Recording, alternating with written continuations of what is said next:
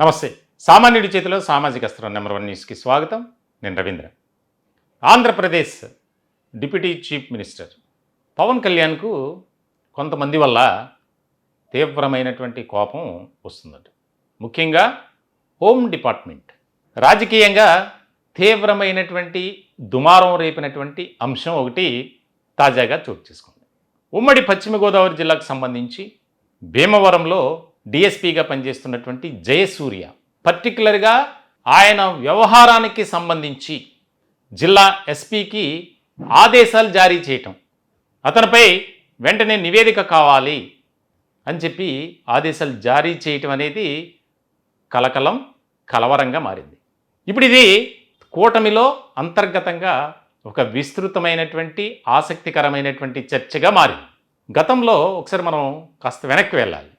కూటమి ప్రభుత్వం ఏర్పాటైన తర్వాత కొద్ది రోజులకి ఒక సమావేశంలో హోంమంత్రి అనిత వ్యవహారానికి సంబంధించి కీలకమైనటువంటి వ్యాఖ్యలు చేశారు పవన్ కళ్యాణ్. అదే హోమ్ డిపార్ట్మెంట్ నా చేతిలో ఉంటే, ఆ శాఖ బాధ్యతలు నేను నిర్వర్తిస్తుంటే పరిస్థితి వేరేలా ఉండేది. అసలు ఆ మాటతోనే రాష్ట్ర రాజకీయాల్లో ఒక రకమైనటువంటి వైబ్రేషన్స్ వచ్చాయి. ఇటువంటి సందర్భంలో ఇదొక కీలకమైనటువంటి పరిణామంగా మారింది. ఎస్పీకి ఆదేశాలు జారీ చేయటం అంటే అసలు అతనిపై డిప్యూటీ సీఎం పవన్ కళ్యాణ్ ఎందుకు ఆ స్థాయిలో మండిపడ్డారు అనేది ఇక్కడ మనం అర్థం చేసుకోవాలి.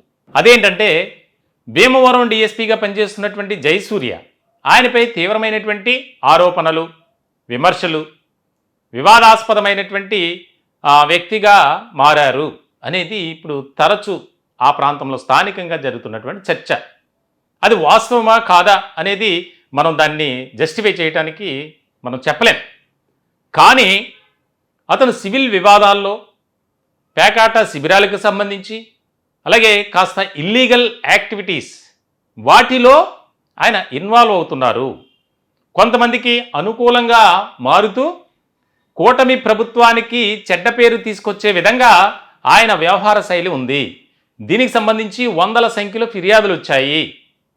ఆ కారణంగానే డిప్యూటీ సీఎం ఈ రకమైనటువంటి ఆలోచన చేశారు అనేది ఇక్కడ చాలా కీలకమైనటువంటి పరిణామంగా మారింది. చాలా ముఖ్యమైనటువంటి అంశం ఇది. సాక్షాత్తు డిప్యూటీ సీఎం ఎస్పీకి కాల్ చేసి దీనికి సంబంధించి అంటే ఒక అధికారికి సంబంధించినటువంటి వివరాలు సేకరించి నివేదిక రూపంలో సమర్పించాలి అని. అంటే అసలు కూటమిలో ఏం జరుగుతుంది? ముఖ్యంగా ఆ డిపార్ట్మెంట్ అనిత చూస్తున్నారు, హోమ్ డిపార్ట్మెంట్ హోంశాఖ మంత్రిగా. మరి ఈయన ఇన్వాల్వ్మెంట్ ఏంటి అంటే ఇక్కడ రాజకీయంగా ఇంకొక చర్చ కూడా జరుగుతుంది. భీమవరం అసెంబ్లీ నియోజకవర్గానికి సంబంధించి జనసేన అక్కడ ప్రాతినిధ్యం వహిస్తుంది, పులవర్తి ఆంజనేయులు. అయితే దీనికి సంబంధించి కొన్ని అంశాలలో ఎమ్మెల్యేకు విరుద్ధంగా, వ్యతిరేకంగా నిర్ణయాలు తీసుకున్నారు అనేది కూడా ఒక రకమైనటువంటి చర్చ.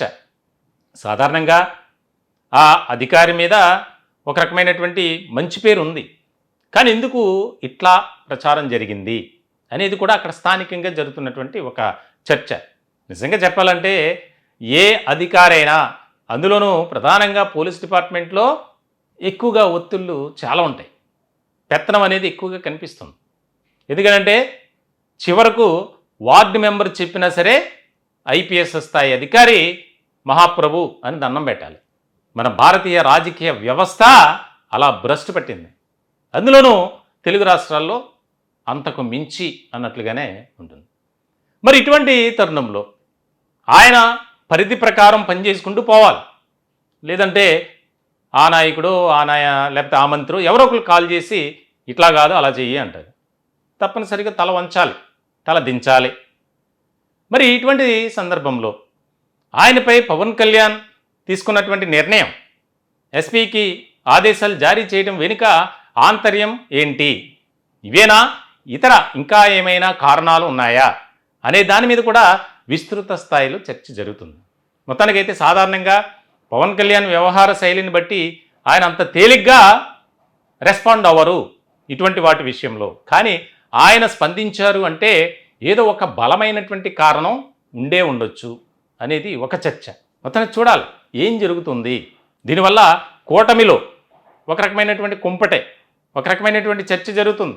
ఏంటి భేదాభిప్రాయాలు మళ్ళీ పతాక స్థాయికి చేరుకున్నాయా అని ఇక ఇష్టం వచ్చినట్లు రాస్తారు. సోషల్ మీడియా వేదికగా మనం చూస్తాం.